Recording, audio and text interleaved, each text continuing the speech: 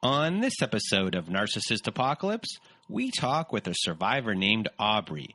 And Aubrey was in a toxic relationship with a narcissist who loved to isolate. It's a story of pettiness, being trustworthy, nuanced lies, and bullying children.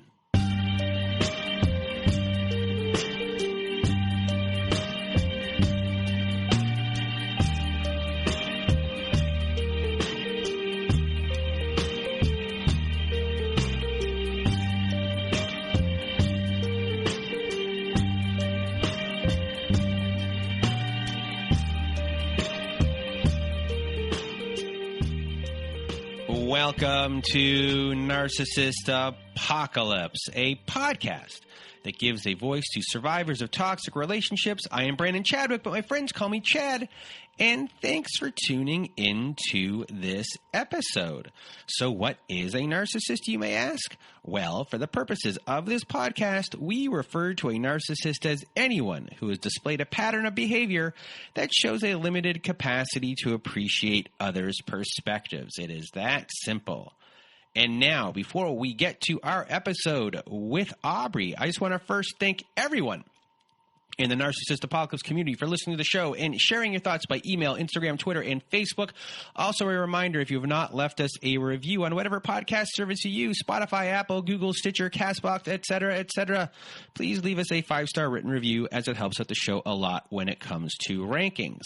Now, if you have not been to our website recently at narcissistapocalypse.com and you want to be part of our show, at the top of the page, there's a button that says guest form. Click on that button, takes you to guest form, you fill it out, we go from there.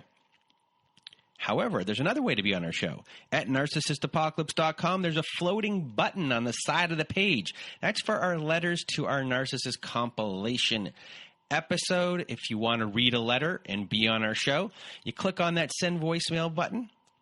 It records up to 5 minutes. You need more than 5 minutes, press it twice. You need more than 10 minutes, press it a third time. We're accumulating these letters for our letters to my Narcissist compilation episode. And if you do not want to read the letter yourself and you want me or my old pal Melissa to read it instead, please send an email at narcissistapocalypse@gmail.com and put letters to my narcissist in the subject line. Other things that are going on. At our website, we are offering high-conflict parenting courses that can be found at narcissistapocalypse.com/courses. Yes, we have now partnered with an online parenting company, and many of the courses we are offering were created by Bill Eddy.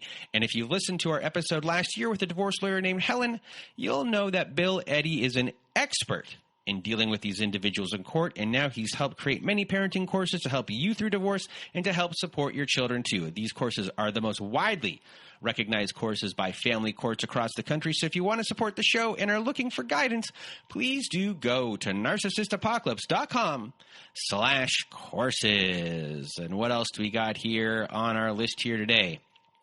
Our Patreon, yes. Our Patreon's up and running. We have episodes that have never made it to air. We have old episodes or people, comeback guests we've had on there. We've had episodes with myself and my old pal Melissa where we talk about random kind of things. But we also have support groups on there. Every Saturday night at 9 p.m., we have a support group through our Patreon, and we also have every other Wednesday at 9 p.m. as well. And, you know, on Saturday we had a good group of people there, some old people. We had some new people. We had a good time. Everyone chatted with each other. If you want to join our Patreon, it's $5 a month. You get support groups every single week, and it helps support our show. And that is at patreon.com/narcissistapocalypse. And I think that's pretty much it. This was our second time recording for myself and Aubrey. And the first time we got a bunch in, we just needed to redo it again, get a little bit more points in there, emphasize some things, and we did it this time. So I really want to thank Aubrey for being on the show with me and sharing her story. This episode also involves her child a lot as well, and you'll find out why.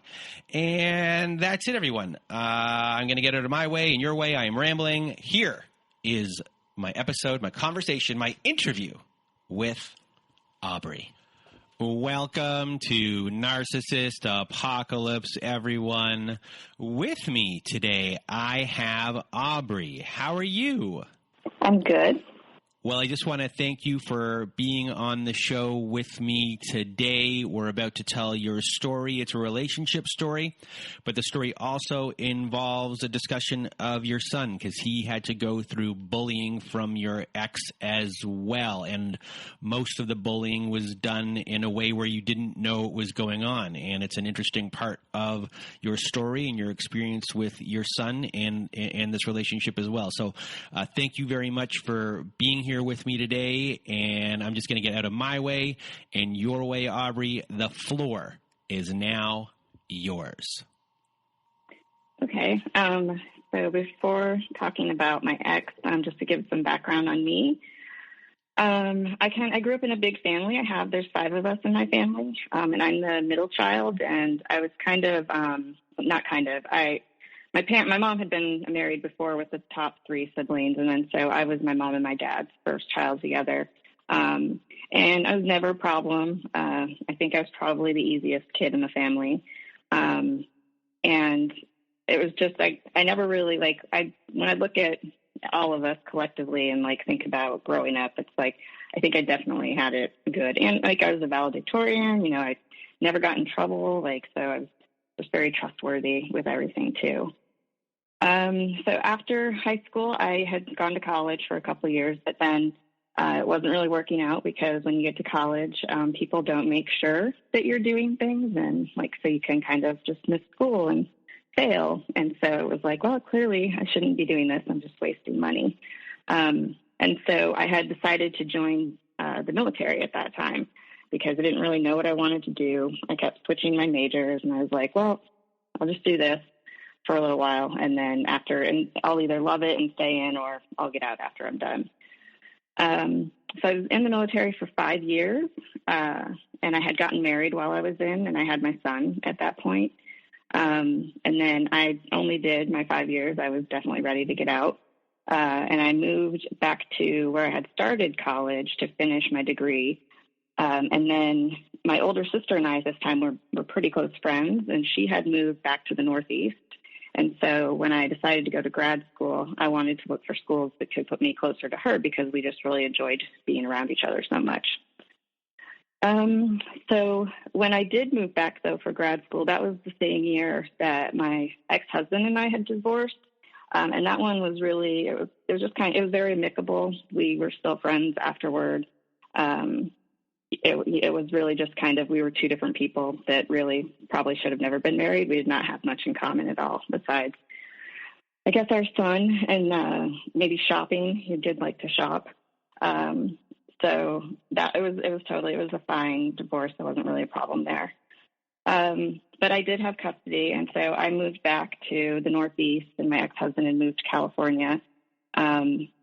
And then eventually he ended up moving back to the Northeast too, because he didn't want to be away from his son so far. So then at that point we all lived up in the Northeast. So after I finished school, or while I'm in school, at this time I buy a house and I have my own car, and my mom and my younger sister and I all live in this house that I bought. And then eventually, my other sister and her 2 kids would move into this house too. So we were all living together, but at the same time, I was also having to drive an hour and 10 to 20 minutes every day just to get back and forth from work. So I was really, I know how fortunate I was, but I never had to put my son in daycare, because I always had my family to rely on. And so it was definitely for me, it was, I guess, sort of a symbiotic relationship in some way, that, I was providing them a home and paying for certain things, and that in turn, I could trust that the people who were raising my kid, that I trusted them to do that. So a couple years after I had started my job, well, I guess before that, so when I was finishing up grad school is when my ex kind of came back he came into my life at that time. We had actually known each other before that, and we had met in the military. because we were both in the same school for our field. And for everyone who's listening, explaining this, just to be a little bit more clear, is that the person now we're talking about, the ex, is the narcissist in this story. So you have your ex who you were married to, and that's one person, and now we have the ex-narcissist that you're now discussing. Correct. Yes. Yes. So when we both were in, he's 2 years younger than me, and he was like fresh out of high school, and he was like pretty scrawny looking, and just a very young man. And he was kind of always getting in trouble when we were in school together. And my boyfriend, while I was in school, even ended up being his roommate because of him my ex being a problematic person. And I mean, I found out later that it was very justified why he was considered a problematic person. And it had actually involved too, like a pretty serious like injury to another person. And so clearly there's violence, but I didn't know about it at this time. So we weren't in the same like actual, I guess, section of our field that we were in. And so when I had graduated, I never saw him again. And then I didn't actually it wasn't until Facebook where like he came up as like a suggested friend. And I was just like, no way, that can't be him. Like, cause now he was like a man and he looked great. And I was like, that cannot be like the same guy. That was just no way. And so we became Facebook friends at that point. And I would say at this point, I wasn't really, I guess, the flirting, but it kind of knowing now what I didn't know then, it definitely was like just the things that he does on social media. But he would start making comments on all my photos and posts and like liking things all the time. And at this point too, he's also divorced from his ex-wife, but they're living together. And they have plans to have a second wedding. Like they've decided they're going to remarry. So I guess, I'll talk. I think this is an appropriate place to put in, like, I guess, like what happens here in my head as far as timelines go, because at this point, they do get married again in like 2010, I think. And then he had started seeing somebody else. And so you're not allowed to do that when you're in the military, especially because he was a superior and she was a subordinate. And so he ends up getting in trouble for that. And like, he has to go to like the military prison and all of that stuff. And the reason that he even any of that was because of his ex-wife had actually reported the affair on him. So he goes to jail. And then while he's there, the person that he was in the relationship with, that he had cheated on his wife with, has a new relationship, and he has like no idea that they are together anymore. But this also puts him in a place where now he has nowhere else to go or to stay. So he just packs everything he can fit into his car and just moves back to his parents' house. And so it's down like 2012 when he gets back onto the East Coast, and he lives about 2 or 4 hours away from me. And I don't really interact with him much on anything on his page, but he's like definitely interacting with me on my page, and always very supportive. And like my sister made a snippy comment about a photo that I had posted, and then he like comes back with like you look great, and it's too bad you don't live here or live close to me so we could date each other and stuff like that. So we started talking more on Facebook and eventually exchanged phone numbers. And now we're like talking every day, all day. He's listening to the podcasts I like. He's starting to go out hiking more. He's sending me pictures of things and asking me what they are. And even before we had met in person the first time, he had made a comment was just like, I'm probably going to fall in love with you. And it's just like, oh, yeah, probably, and that's just my own self-confidence. So we finally decided that we would meet, right? And it ended up being like we met in a location that was like kind of close for or halfway for both of us. And it was like the best first date ever. Like we went to dinner, we talked all night, we were up until the sun came up. We were just catching up on, our marriages, our kids, when they were born. And it's during this period of, the vulnerability where I find out his ex-wife is just completely horrible, because of course she is.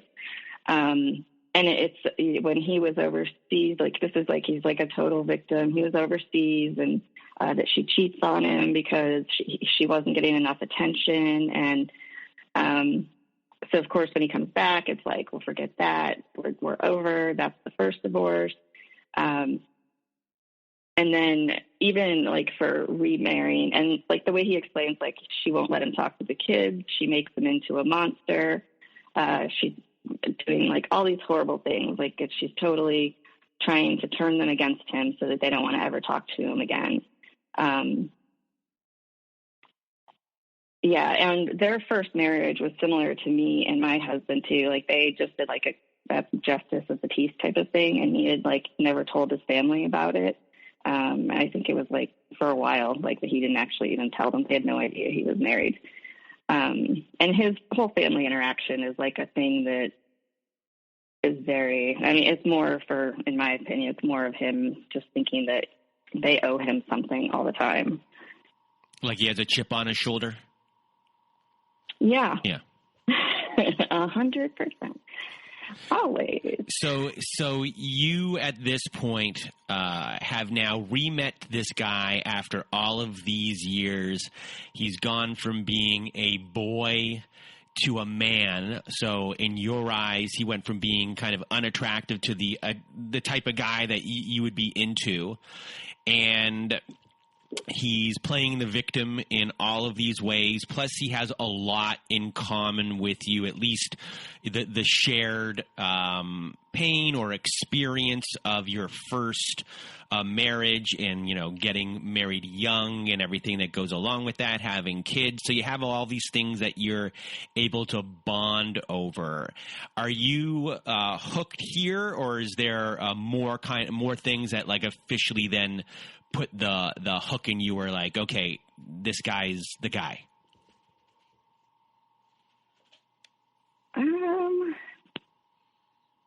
I would say I was probably hooked at that point. Okay. I mean, the next day, because the next day was like Mother's Day.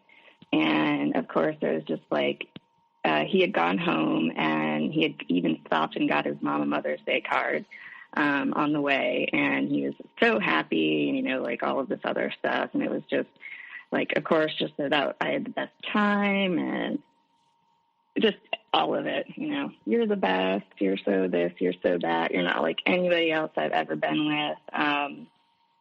He's gushing over me to his mom that I'm the total package, like just all of those things. So, I mean, it was definitely. And your self-esteem at that point has taken a giant boost. I don't know where it was before. And this guy really likes you, and with the love bombing and all of that, a family guy oriented, suits everything you need. Are there besides like those little red flags that you've already kind of touched upon, are there anything else like in this time that maybe you let slide that you saw? Yeah. So because we had just kind of, even though we lived 4 hours away, we would do like weekends together. And, of course in the summer, there's a ton of holidays. Well, there's two, but of course we would do holidays together. And he ended up getting stuck up where I live for like a few weeks at one point because of somebody vandalizing his car and like just the whole insurance thing and then having it worked out and stuff. So while he had done that, we were actually staying up at a place closer to my office. And so, I mean, yeah, it was like perfect. We got to talk about our future. We got to do like all that stuff. So I think that was probably like, I know it was definitely by my birthday of that year that I already had been told that he loved me 100%. And I know I had said it to him too. Like there undoubtedly, which would have been from the first time that we met we probably talked for about a couple months, maybe 3 months tops, when we really started like picking up talking to each other. And then, so we met in May of that year on Mother's Day. And then, yeah, so by about 6 weeks later, I guess, or maybe no, like 5 weeks later, we were already telling each other we loved each other. And of course, planning our entire future. So the next 6 months before he moves in there's a lot of things that, of course, are red flags. So at first, my mom and my dog didn't really like him. And like every time that he would come stay up at my house, I would have to like wash all the bedding and vacuum everything, because he does the same for me with his cats because of my allergies. But he just didn't like my dog, and that's why he didn't want her in my room or on my bed. And I remember we went to go see fireworks once, and we had taken my son and his friends in his car, and they must have like touched the windows or something. Well, I guess they definitely touched the windows, and they left fingerprints. And he was like serious the next day about like, they're never touching the windows again, or blah, blah, blah. And I was just like, wait, are you serious? Like, you have kids though. Like, what are you talking about? Like, it was just like, you're being ridiculous. And then he would go through my phone while I was sleeping, which he would use against me, as far as just like, you're not telling me the truth about this or that. But yeah, so he had gone through my phone, and I had to like ask somebody else, another man who had helped me with putting together a couch at one point, or taking it apart, like, hey, where did those screws go? And he was like, he waits till I leave his house, and I'm like an hour away. And then he just starts texting me about, did so-and-so help you find your screws? Did he come over? And it's just like, oh, my God, no. But I felt like crap because, you know, oh, my gosh, he doesn't trust me. And I can't believe he went through my phone. And why would I do that? I'm not, you know, like, this is amazing. I never would want to do this or, like, ruin what's happening right now. And that, yeah, he was always, like, he would be jealous of any of my exes that, like, at all, and like would always want to know like intimate details of those relationships. And it was like, I would always just be like, why are you asking me this? Like, why do you care? Who wants to hear these things? And he would just brush it off that like he's always been that way with everybody, and he just wants to know everything they've done and stuff like that. And I'm like, whatever, like, fine. And then there was, you know, like his ex-wife at one point had, when he told her, like, I'm ready, like, they weren't divorced officially yet because neither one of them had the money to file for it. And then by the time that he was just like, I want a divorce, I've met someone new. And then she told him to tell me good luck. And I was just like, well, what does that mean? Like, I don't understand that at all. And then even his mom too, like when I was talking to her once, she was like, yeah, he's great now, but that's just now. And it was like, no, I don't think so. I think that I just know him in a way nobody else knows him, you know, and that, you know, even though he can be an asshole sometimes, like, you know, he also, like, it could, you know, who knows what he saw while he was overseas. And like, you know, at this point, I don't feel like I know probably enough about anything to actually know much about whether he is just always this way or not. And so when we talk about things like him going through your phone and, you know, stuff with the guys in the phone, and he's being controlling, because, you know, that's what it is. Your thought process during this time is, let's just wait and see. It's early. Like, maybe this will stop, or, you know, this is just kind of what's going on now. This might change. And, you know, because of everything that has already happened, you're like, you know, everything's so good. Let's just put this aside right now and hope that it doesn't happen again. And I would say that it didn't really. Because of course I wouldn't do things that he didn't want me to do if they made him so uncomfortable or feel like I didn't love him or whatever. And I think that the only other time that it really ever became relevant after that is that when I got moved onto his cell phone plan, he was able then to see like our timestamps on our text messages back and forth to each other. So going through my phone at that point, it would just be like, oh, well, I know there was a message at this time, like, so then of course it was like, well, definitely not going to text anything that would be, anywhere in this conversation where he would like try to tie this together in some weird way that we're lying to him or something like that, because So just to kind of go back there 1 second. So when he did those things, you were like, I'll do this because that makes him happy. Correct. Okay. Yeah.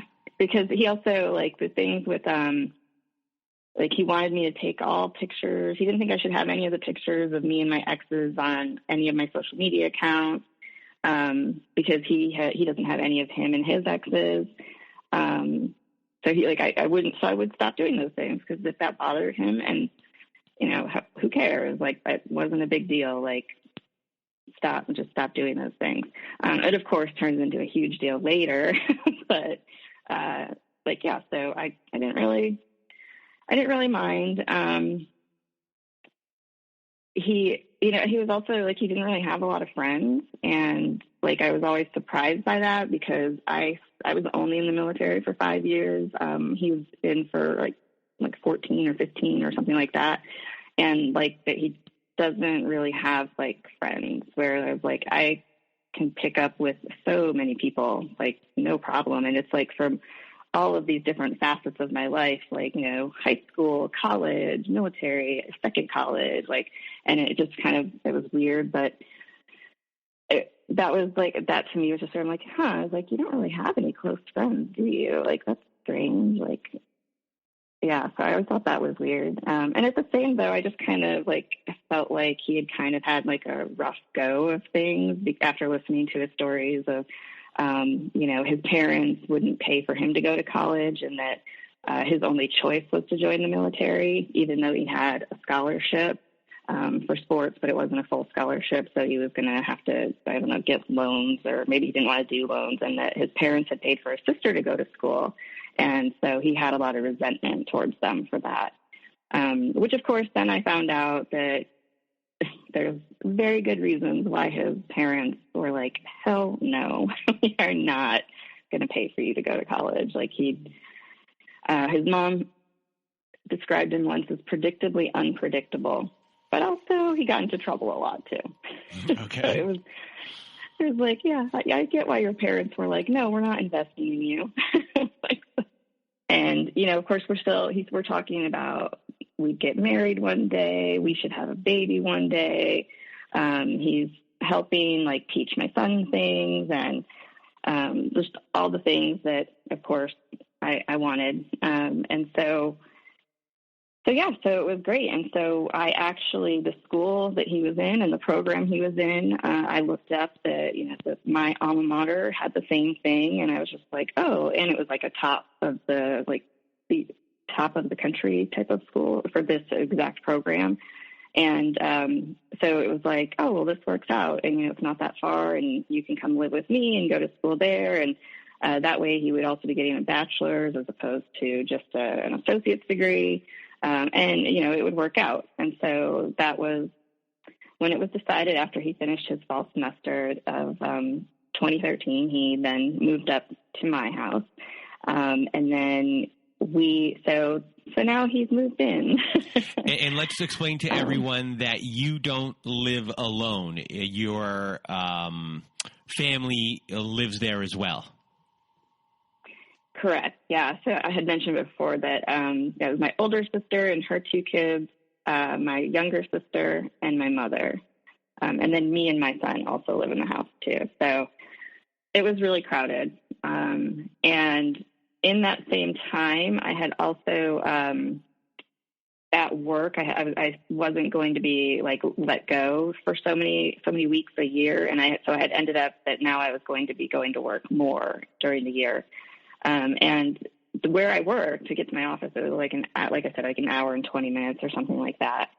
So during this time, like after he's moved in, I think it was probably after maybe 6 months or so that I started looking towards moving closer to where I work. That way I could be home more. I wouldn't waste so much gas, and, I could be there to do homework with help him with things and make dinner and of course spend time with my ex and all of that. So, so yes, it's a very, very crowded house, but, and like after he had moved into, this is kind of when, like the rules did change. Like he seemed to want to help because he knew I did have to drive so far and that I couldn't be home, when my son got out of school. And so he would like he would help him with his homework, and he would make sure, that he took off his uniform and put it away or put it in the hamper, and that he didn't make his drawers a mess, and that he didn't overeat snacks. And so, he was doing things that I couldn't be there to do kind of also at the same time. But making it also kind of like rules too at the same time, like how long, he can be on his Game Boy thingies and things like that, or watching TV, and what time they should go to bed, and like just all of those things. That it was, but at the same time, it was a thing. Like it was like, yes, structure would definitely help, and there are a lot of us in this house, and if we just all did what we wanted and left stuff everywhere, it would be a mess and things like that. So it was really crowded when we lived there. And one of the things he started doing after he had moved in was that he would like take pictures of every time he did something he wasn't supposed to, like shoved his shirt in the drawer and then closed it, but it was still hanging halfway out of the drawer, or finding trash in his backpack, or like anything like that. Like it was just like, and I think even during this time before we moved out of the house with everybody, that he had messaged me at work, and it was just like, if I ever leave you, it will be because of your son, just because he's initially my son was great and all of this stuff. But then after he moved in, it was like, oh my gosh, he's the worst, and you're the horrible mom, and like stuff like that. So that was, and I think that I probably had even admitted to him, like, how I am fortunate, that I always felt very fortunate that I was able to go to school and have my family support me the way that they did with my son. But at the same time that I kind of had felt bad that I couldn't be there for so much of it at the same time. And like, especially in the summer, because then too, when I went from like being in school, where in the summer, if I did field work, I was just bringing my son with me all the time. And so it really kind of changed that, I didn't really feel like I was being a responsible parent. And so he knew that about me too. And I like thinking about it, it's like, I wouldn't be surprised if it was used against me after admitting it too. And then that was the other thing. While we were living together before we moved out for my family, that he would, he had given me an ultimatum, because everyone was on my cell phone plan at the time, and he was like, if they're not off your cell phone plan by this date, he was like I'm breaking up with you, or like I'm done. And I was just like, what? Like, really? And he was like, this is like for your own good. You're doing too much. They're not pulling their own weight, like all of this stuff. And like at the same time, I had talked to another friend of mine, and I was like explaining to her like everybody who lives in the house, and like the problems with my sister and why she had to move in, and that my mom was there, and my other sister, and she's, even this friend was just like, wow, it's really nice of you to take care of them all that way. And like, so it kind of had validated sort of like, he's not wrong. Like maybe he is helping me, we didn't used to all live together like this and rely on each other so much. We all had our own cell phone plans. We all had our own places to live, our own things, and it was like, yeah, so like, that is totally normal. And that's the life I want back. I don't really want to live a life where I live with 7 people in my house and it's chaos all the time. So he used this like kernel of truth to get your family, to move, to get them off the plans, and also make it seem like he has your best interest at heart, that you need to be this more independent person and everyone kind of needs to separate and he's on your side, where really in reality what was going on was, he's exerting, a form of control and also isolating you in a way from your family, or getting them out of the way so they can't put up a stink of seeing day-to-day things. And also in this process, he has isolated you in a way, or wedged himself between you and your son. And, eventually we're going to get to, because your son eventually plays a way bigger role in this story. So, and as far as, the abuse goes, so after that, your family moves out, and now it's just you, him, and, your son. So once that happens, how does everything at that point start to change? So I guess initially, we find this place and it's kind of crappy. And so we paint it and we change it into something familiar in a home. We have a yard. He puts up a swing on the tree. He builds a fire pit so we can have fires at night. He sets up an area for the gardens. It kind of seemed great, except now, because we also didn't have my niece and my nephew around, because that was always a thing too. That was a conflict in the house, was that why does my cousin get to do it, but I don't get to do it, kind of a thing. And, so it was just oh, of course, so this is another reason if we move out, this won't be a problem. We'll follow the rules, and there won't be any more of this, it's weird. Why does he get to do it and I don't get to do it? And so that was one of the things with when we moved out, that it was okay, so this is when things are going to be done. You're going to do this, you're going to do that. When you get home from school, you'll do your homework. You'll be in the shower by this time. You'll only eat, he set a timer so that he wasn't wasting water. He would limit the amounts of snacks and how he could have them. So if he wanted cookies, it was what is the serving size? Okay, you can have that many, kind of a thing. And he also there was nobody was allowed to come over for big dinners. If I had wanted to host Thanksgiving or Christmas dinner or whatever, he was just that's never happening. This place is too small. You guys can just go there. That's easier. And so, so there's that. And then on top of that, he didn't really like people coming over kind of in general. So even with, if he wanted a friend to come over too, that it was just always kind of it was nothing like when we lived in the other house, and it was just he could have his friend come over all the time. And so, after, right as we had moved out to, my ex-husband, he had passed away too. So here we are, we're switching schools, midweek switching schools. He's 12 at this time. And at this, the very weekend before his dad passes, and I have to tell him about that.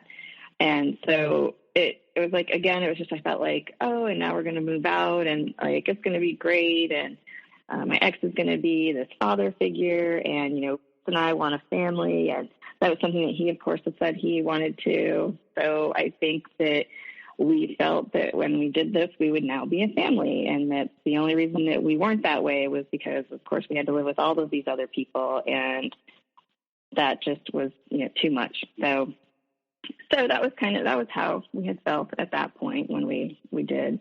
There was stuff that was just started happening that some of it I didn't really know about. So he always be grounded constantly, and this was always a big I guess a hot topic for us of arguments, because instead of so whatever the crime was that he did, who knows, it could be as petty as you didn't put trash where you were supposed to put it in this trash can. It never goes in this other trash can.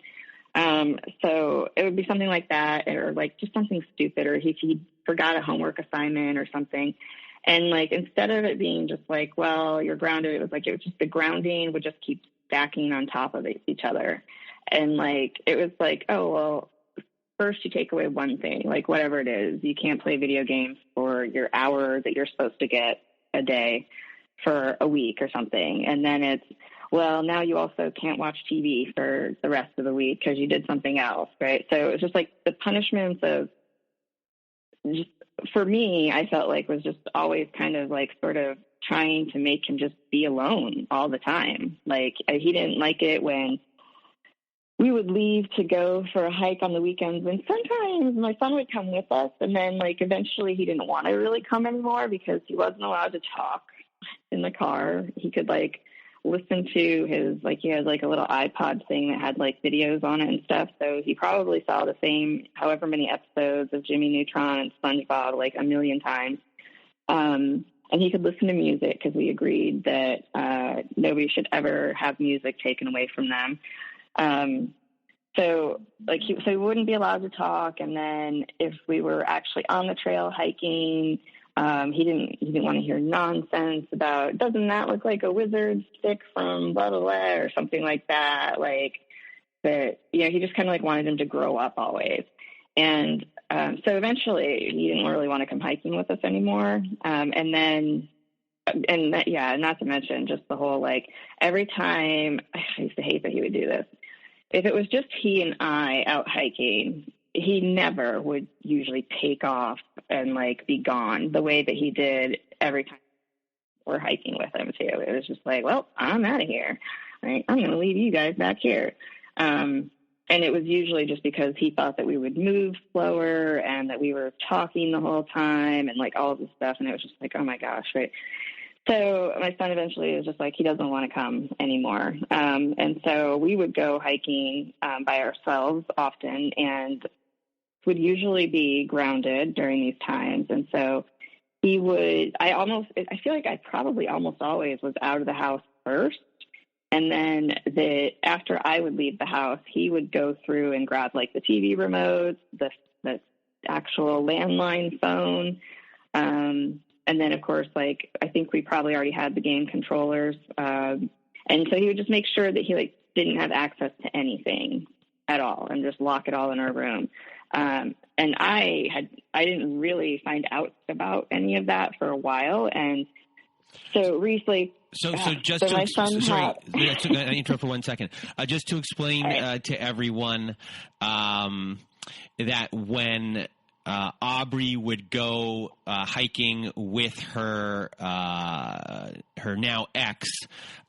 Before he left the home, her son wanted to stay, and he would go inside and hide controllers and hide a bunch of things, move things around so people couldn't find them. But you really didn't know that yet. Right. Yeah. Yeah. So, and then when I did find out, it was just like, and the reason with the phone that he would take that away is because my son would sometimes call us to find out where we were, to know like if he needed to like make a frozen pizza or whatever. And like, so he didn't like that he would call me all the time. And he's like, what, he's just a scaredy cat. He calls you all the time. And I was just like, I don't think he calls me all the time. And like, isn't that what kids are supposed to do? Like, what else would he do?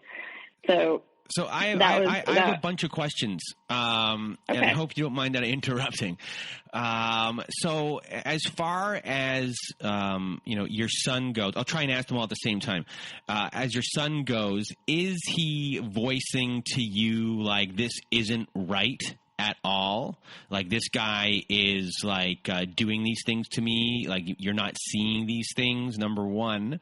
And two, have you started to realize at this point that your ex really likes all of the attention from you. Like, he doesn't want anyone else to get attention. And like, he is, you know, if someone's going to get attention in this family, it's going to be me, not even this child.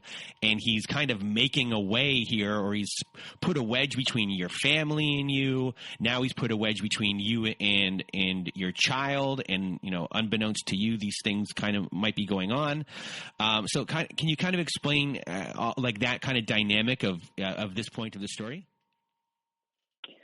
Yeah, I mean, I'm sure he was somewhat aware of things, because some of the other things, as far as like the attention part, was that my ex didn't think that me and my son should like sit on the couch and watch a movie together, the same couch, and like have a blanket on us and stuff like that, because we had two couches and there was no reason for him to sit right next to me on the couch. That was always a big thing. And like, it was almost like we would get I don't know, felt so much that way, but like, definitely it was kind of like a shaming kind of a thing. Like, I remember I took a picture of him once, like on his first day of school for whatever grade, probably 8th at that point. And it was just like, you waited with him at the bus stop, didn't you? Why did you post that thing on Facebook? Like, he needs to grow up, blah, blah, blah. Like, it was just like, shut up, whatever. You know, you don't have your kids, and you'd probably be doing the same thing if you did. Well, I assume you would, but after getting to see him interact with his children, I don't know that he would be.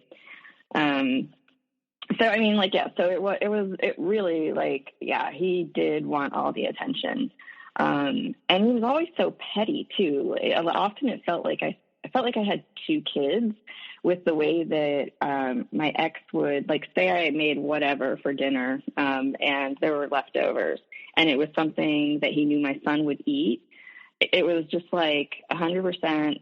Either he would eat it all before my son got a chance to have the leftovers, or that he would be like, you can only have this many of them. And he gets more, of course, because he's bigger and he needs more calories and energy than my son does. So, I mean, I don't know if like things like that, if my son really picked up on, but I mean, definitely the things changing as far as like, oh, I'm not allowed to sit on the same couch with you anymore for some reason, like whatever. And it was like, well, you know, and like, he just always wanted him to be more independent. And he would always tell me, like, you know, when you were 12, did you do this? Did you do that? And it was like, I was a latchkey kid. So yeah, I grew up real fast. Like I could do all kinds of stuff by the time I was 12 years old.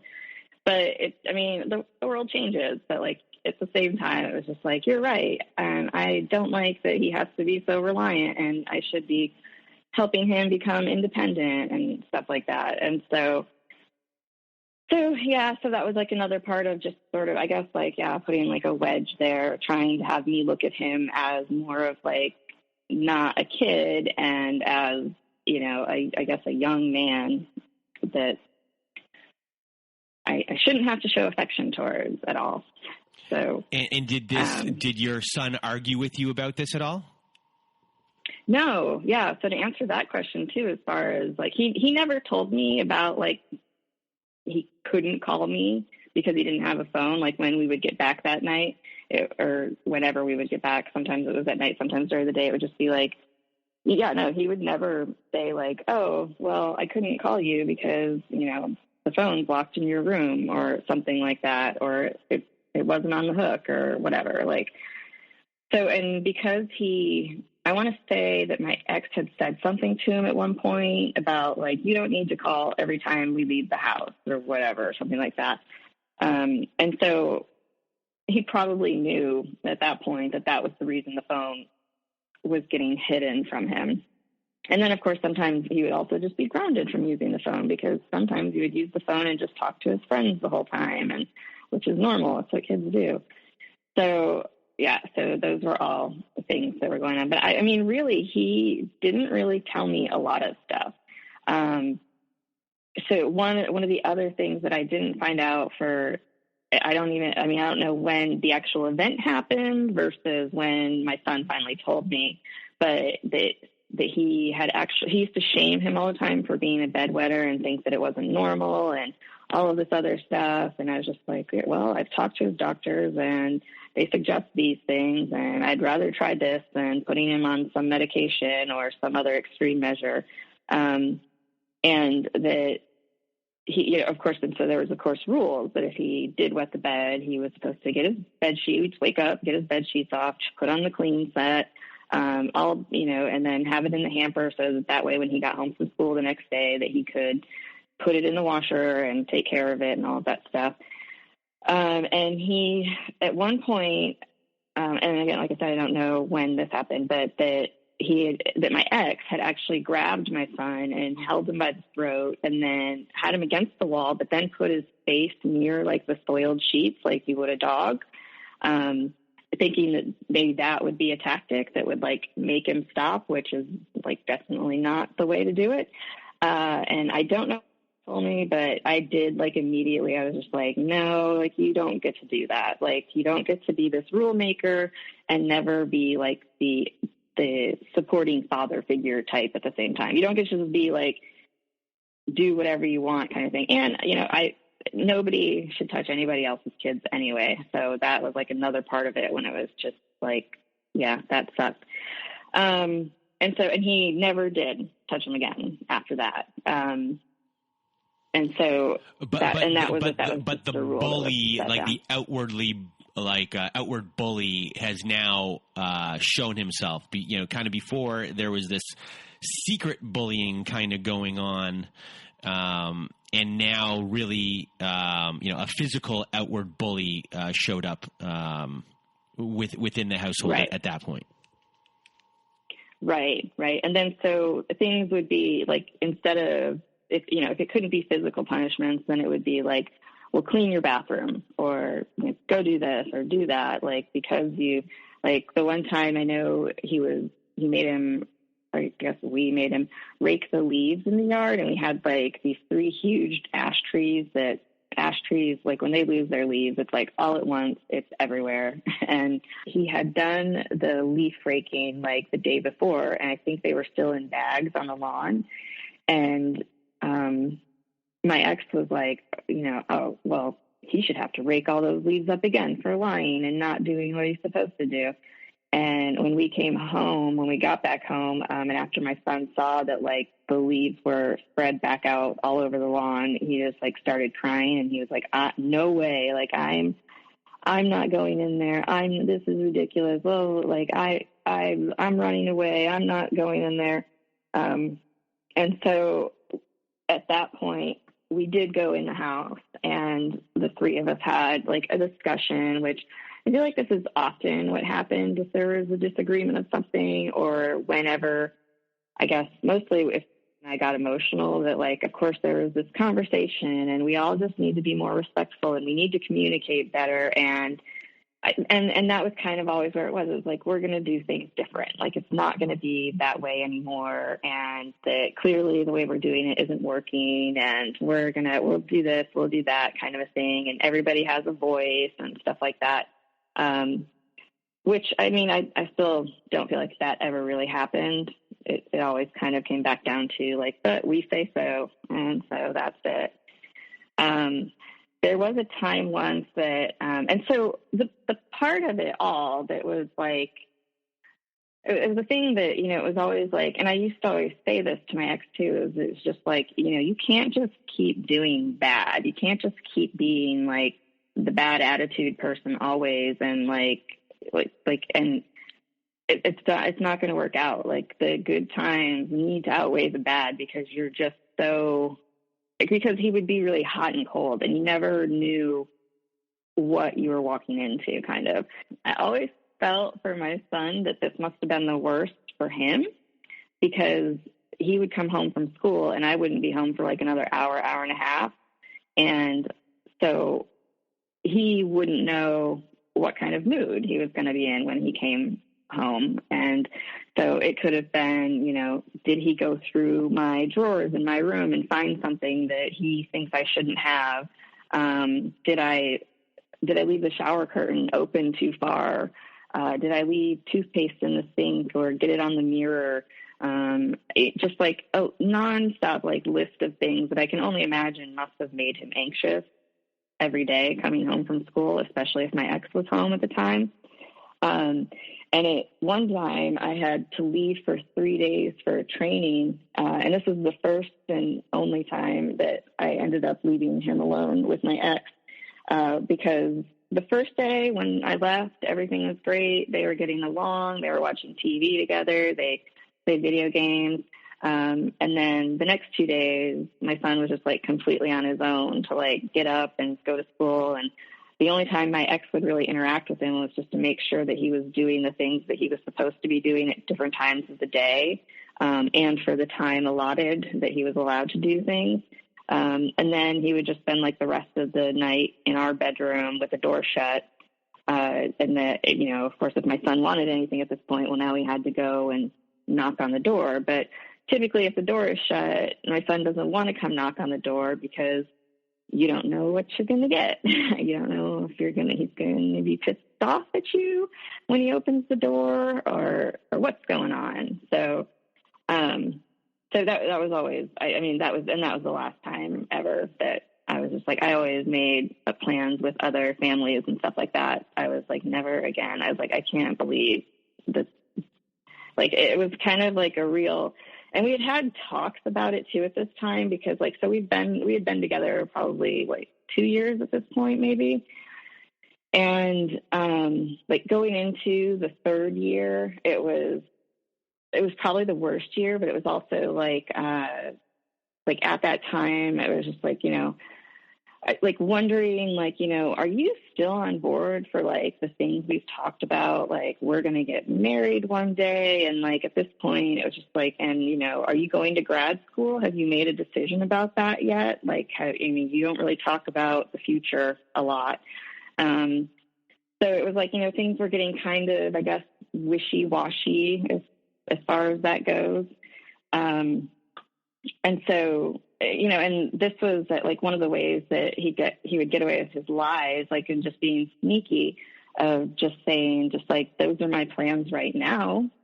And I didn't really realize the sneakiness of it, but he has always been like a big words person, and, you know, words matter, and like how you say it matters. And, so it was like a thing where that way, you know, 2 years later, or however many years later, when it's like, sayonara, I'm out of here. And it's like, wait, whoa, but you just said last year that we were still on track for the same things in the future. And it's like, well, that's what I said then, but that was how I said I felt then, or those were my plans then. Like, and it's just like, so it would be a, who knows, like, kind of thing. Again, like what his mom said, you know, predictably unpredictable.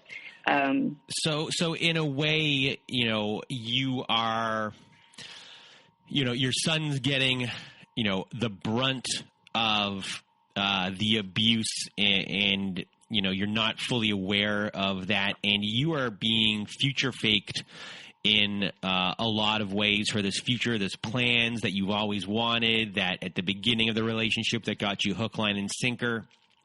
And now, I guess the best way to put it is, I guess the semantics, or not the semantics, but the nuance of words within sentences. If you're really paying attention, they are changing. A lot of people might not hear the change in the word. Sometimes it's sticking with just one extra word at the end of a sentence, and it means a different thing. And in their mind, they spoke their truth, even though it's in a way it's like trickery. It's like going to a lawyer, writing up a document and being like, okay, we signed this document, but then the lawyer goes, okay, I have to fix one thing, and the lawyer goes and fixes that one thing, and you know where the fix is, but they added something else in another area which you didn't see, and then you signed off on the document in that kind of way. So they can always go back and say, hey, you know, you signed this document, here's the wording right here, but in reality, it was a little bit of a swerve. Is that the best way to put it? Yeah, I mean, to me, it's just a clever way of being able to get away with not feeling guilty in the future. That what you're doing isn't bad because you didn't lie. Like that person, that woman can yell until they're purple in the face about, you liar, you promised me this, you promised me that.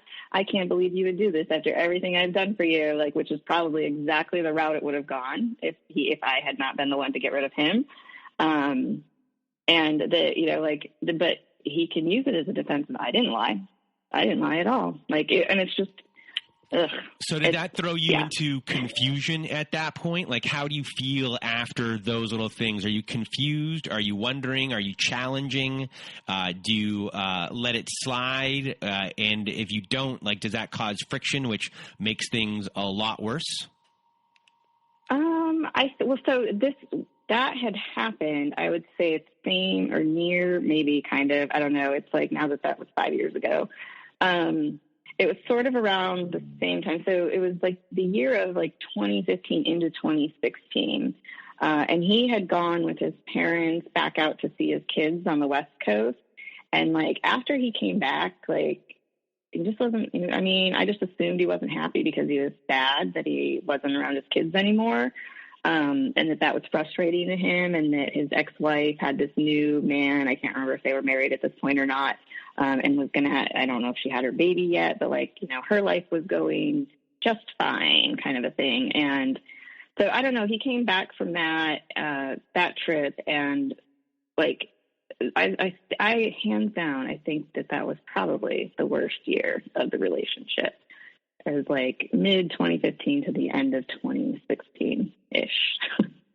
And in that time is when the social media stuff had started too, as far as like, so I had, he would be on other people's pages or other women's pages, and he would be like liking their photos and making like inappropriate, like, these are kind of creepy because you're supposed to be their friend comments, kind of a thing.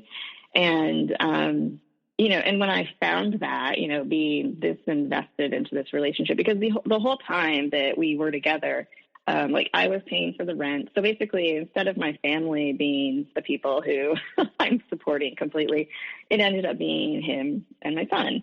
And so I'm paying the rent, I buy the food, I pay the bills. And one of the things that I actually, like, because he was getting GI Bill money to go to school, so he did have, like, some money each month that he was getting. And, you go to school, you focus on school. And I had said, send whatever you can to child support for your kids, like, make your payments every month, because I know you can end up in jail if you don't pay them. And, like, I, of course, don't want him to go to prison because we're our future. So, and like, I was just like, and I think he was making his car payment, but then, I think I even was just like, and I bet your mom will even, like, if you're because his mom would always be on him about, you need to pay child support, you need to pay child support. And because I was also a single mom who used to get child support payments, but then wasn't getting them anymore, I was just like, it is really important that they get that. And it's not easy. It doesn't matter if she has a new man in her life or whatever, like, they're your children and you don't want to sign them over to anybody else. So yeah, you should have to pay for them. And so I was like, and I just felt like it was the right thing to do. And so, and then also it was like, and then if, you can't make your car payment 1 month, your mom will probably be more inclined to make it for you because she agrees also that you should use your money towards child support. So yeah, so he was like living there scot-free is where I was going with that. But, but that was how I felt again. And so it was kind of, I thought it was doing the right thing and being supportive. And, because again, I also had like these, I don't know, fantasies or future visions of like, maybe his kids would be able to come out and stay with us for a certain time of year. And, we could all get to know each other and be a bigger family and all of this stuff. And, so that was my unrealistic ideal future that was never going to happen. But so during this time, after he comes back from this trip, I don't even remember like how it happened, but yeah, he had started making all these comments on other people's pages. And when I find them, I'm just like, I have a thing like where I feel like I get like really shaky and like all of this other stuff and like huge nervous feeling and everything. And, it was just like really, it was horrible to see because it was just like, oh my God. So we had a conversation about it. And, you know, I told him how it made me feel and that it makes me upset, and that the reason it makes me upset is because it's exactly how we met. And so it just doesn't make me very comfortable at all. And that if I had done it, because I already knew, because I, of course, would never do it because he would freak out, like that he wouldn't feel good about it either. And that was exactly what he had told me in the beginning of our relationship. Like it was a total double standard at that point, and it just was like infuriating. And then like when he wouldn't stop doing it, he eventually made it so that like certain posts would be, you know, not seen by me, or that, because it had to be like, I can't even remember how, like, I don't know how the logarithms, whatever, your notifications work in social media, but like, depending on who the comments are on or what page they're on and stuff like that, like, it was just, yeah, I think I probably went crazy maybe to some extent with like, because he would tell me that, of course, I was crazy and that he does that with everybody. And it was like, no, you don't, because if you did, I would know about it. Like, he used to always love to tell me that I was the problem with my son, and that if I wasn't around, that my son was fine and that they got along fine, that he did everything right the first time, and that he only does it half-assed when I'm home because he knows I won't check. So like we were, for some reason, I don't know why we were arguing about it, but we were, and he ended up like, he was like on top of me while I was like under the covers already getting ready to like lay down. And he gets on top of me and he's like yelling in my ear about how I'm the problem. And if I would go away, that'd be fine, and blah, blah, blah, and all this stuff. And, you know, I'm like, whatever, you're the problem. We get along fine without you. Like, we lived alone together for years before you came in the picture. Like, I don't think we need you. And like, and then in the struggle, the push or whatever to get him off of me, I did eventually somehow get him off of me. I don't remember how it happened, but when I did, I ended up like shoving him off of our bed. And I think he at this point like smacks into the dresser. And so I get up and I was just like, we don't, like, blah, blah, blah. I'm like, of course, shooting my mouth off about how, you know, I'm a grown person, and did you think that I didn't have a life before you, or that I didn't know how to do anything before you? Like, I've been on my own since I was like 18. I'm pretty sure that, you know, we don't need you making rules for us and telling us how we should live or what our lives should be like. And it was like, and you're the one who makes all the rules, and you're always changing the bar. And so I'm just like arguing with him, and I'm on the bed at this point, and I'm like kind of coming towards him, but like on my knees walking across the bed. And like, next thing you know, I'm on the ground. He had like shoved me off of the bed, and I flew across the bed and like landed against the bathroom door. Which of course at this point, now I'm just like, no, he didn't. Right. Cause I have always been that way my whole life. I'm lucky I've never been beaten up by anybody, with the way that I'm just like, I don't usually back down. And so I, of course, get up and I'm just like, you must be out of your damn mind, and blah, blah, blah. I can't believe you just did that. And at this point, he does this thing that it's a wrestling move with like, you shove your thumb really hard up under somebody's jaw. And it pretty much makes you like, you can't move. Like, all you're trying to do is like hold onto their arm, or maybe somehow get your head like above their thumb in any way, shape, or form. It really hurts a lot. And like you'll walk wherever they drag you with that happening. Like, if you can't get their hand off of your face, like it's not great. And so he's doing that. And I know I was like I was probably screaming. I know I was screaming pretty loud, and I was really surprised my son didn't hear any of this or wake up, because again, it was a trailer. And, so he like shoves me on the bed, and he was just like, you know, you don't know anything about getting beat up. And he's of course like telling me that he hopes that my next person beats me up, and so that I'll know what it's really like, and that he should kill me, but he loves me too much. And so I'm just like, oh my gosh, like, I can't believe this is like happening. And then, so he's still in his bad mood for however he even got into it, but he somehow always seemed to get into a bad mood with drinking. Like, it got to the point where it was just like, you know, it would just be like, just, you know, maybe not interact. Just don't interact, because he might get mad or something, or start something, because that's what he always likes to do.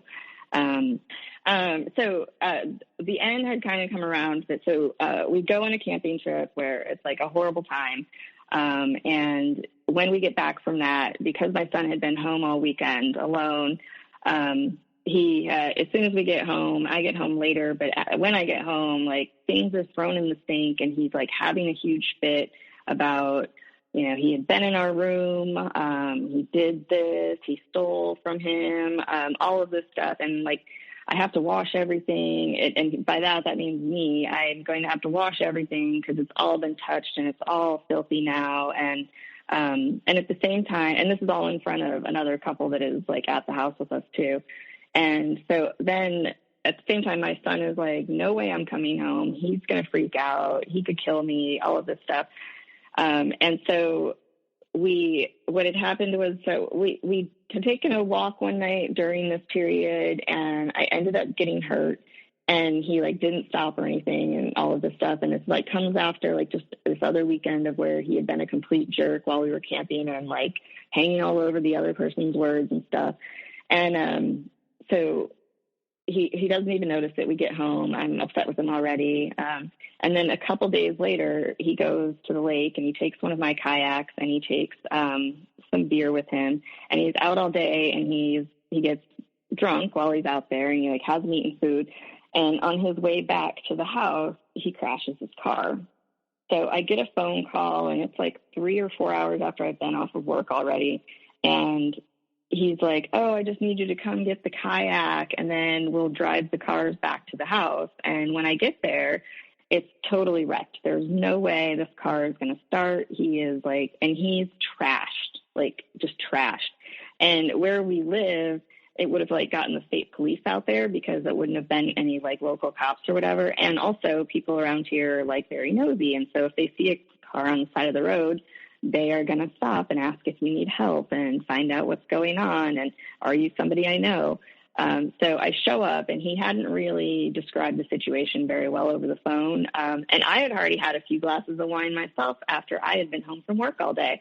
And so I show up and so he's trashed and now we've got to get the kayak on my car. We have to get all the stuff out of his car, and get back to the house before anybody calls the state police and they show up, because at this point we're probably both going to go to jail and I don't want to, and that's not an option for me.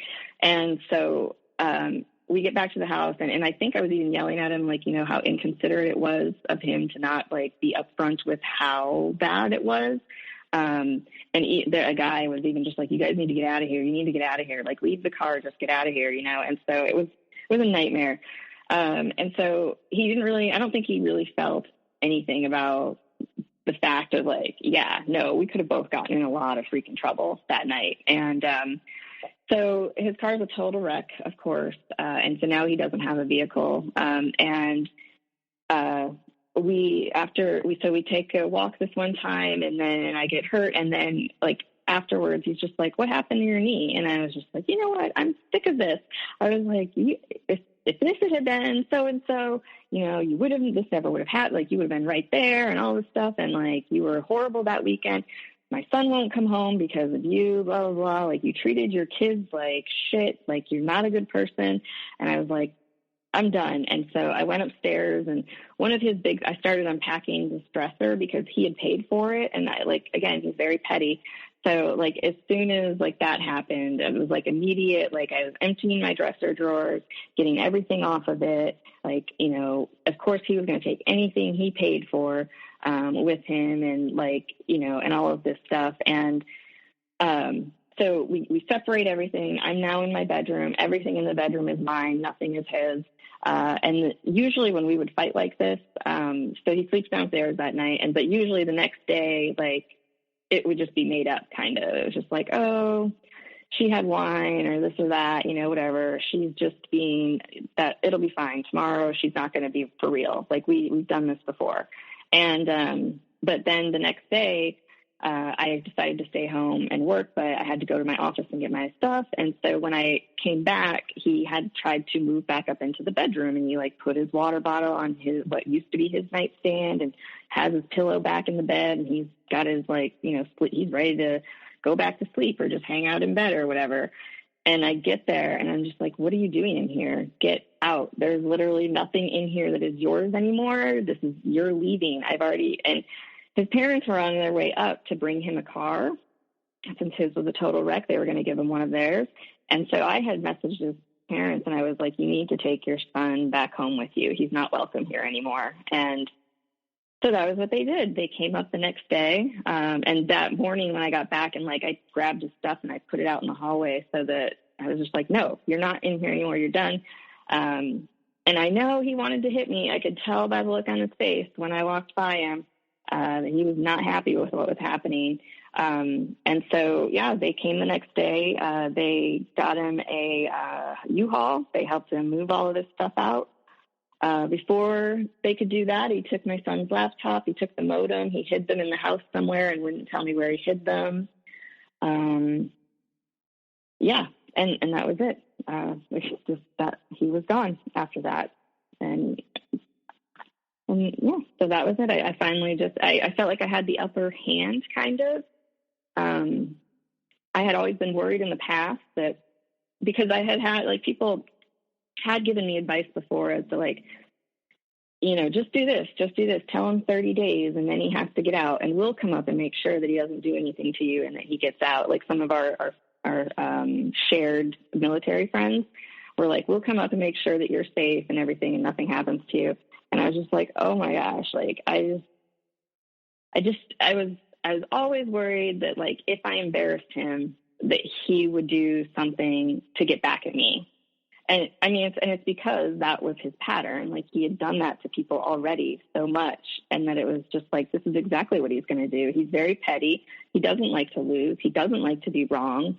And for me, I think because it definitely, like for me, it was embarrassing. Like, I mean, here I was talking about this guy. He was going to be so great. I love him so much and this and that. And he's so supportive, for it to be like, this is not what I thought I was going to get. And, yeah, and I remember even like talking to one friend and just being like, relationships are hard. And, sometimes you have to compromise to make it work and communication's important and like kind of just always making sort of excuses for it. But I mean, I had so many conversations with myself where I was just like, you're not happy. Like, why are you doing this? Why?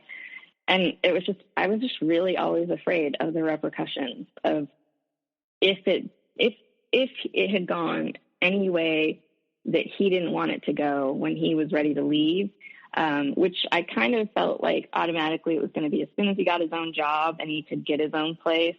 And he would be working at the university he was attending. They already were thrilled about him working there. And it was just like he was going to find somebody new.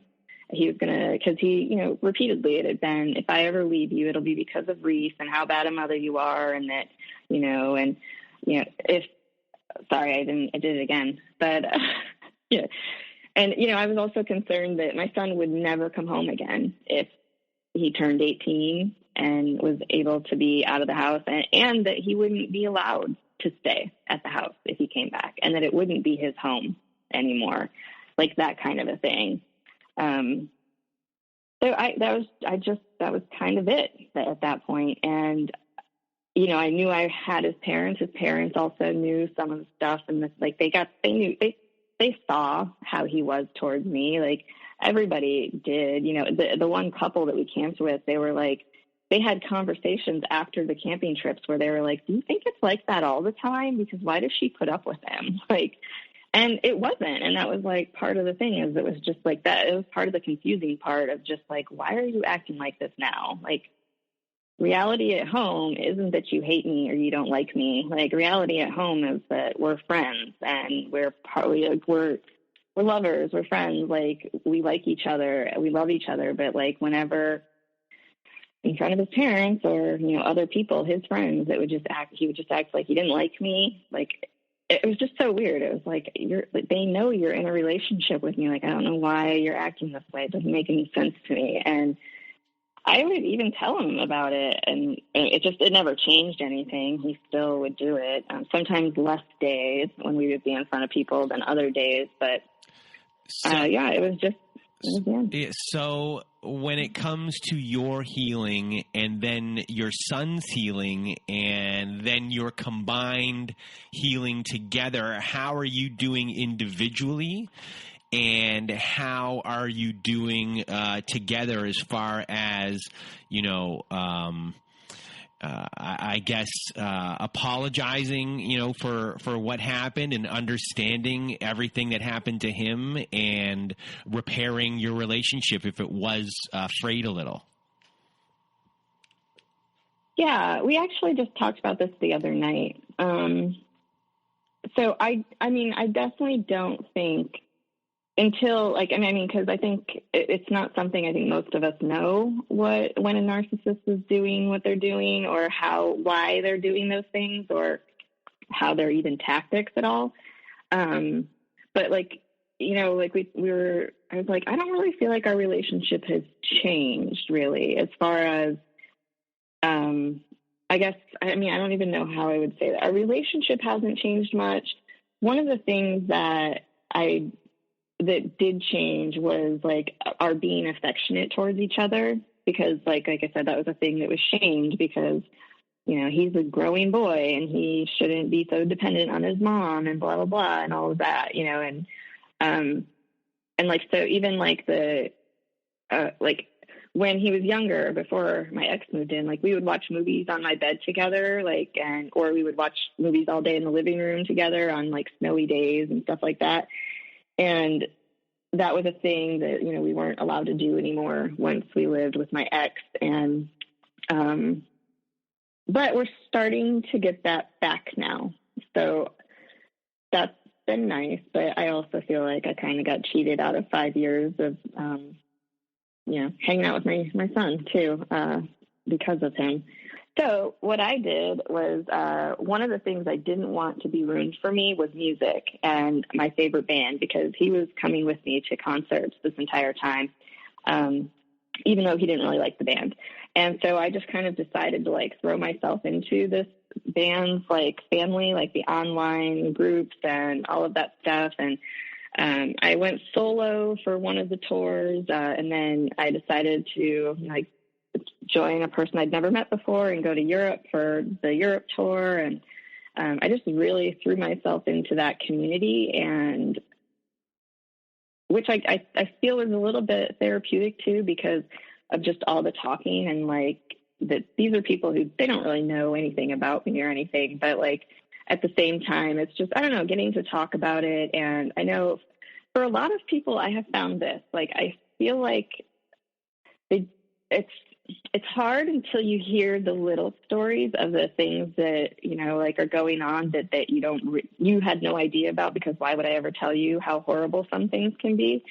And, it's a thing that it always seems like it's hard for people to understand of what did he do? What did he do? Was he cheating on you constantly? Was he doing this? Was he doing that? And it's no, he wasn't, and I know the one woman that I had traveled with for all of the band stuff, she was just she was I just want somebody who I can go on vacations with and discover new things and do this and that. And it was yeah, I was well, that's what I felt like a lot of the times I had with my ex, was because that was what I thought we were going to be doing. And when we were getting along, it was great. And we did want to go do all these things together and explore and see new things. And she was well, then why didn't it work out? And I'm just because he was mean.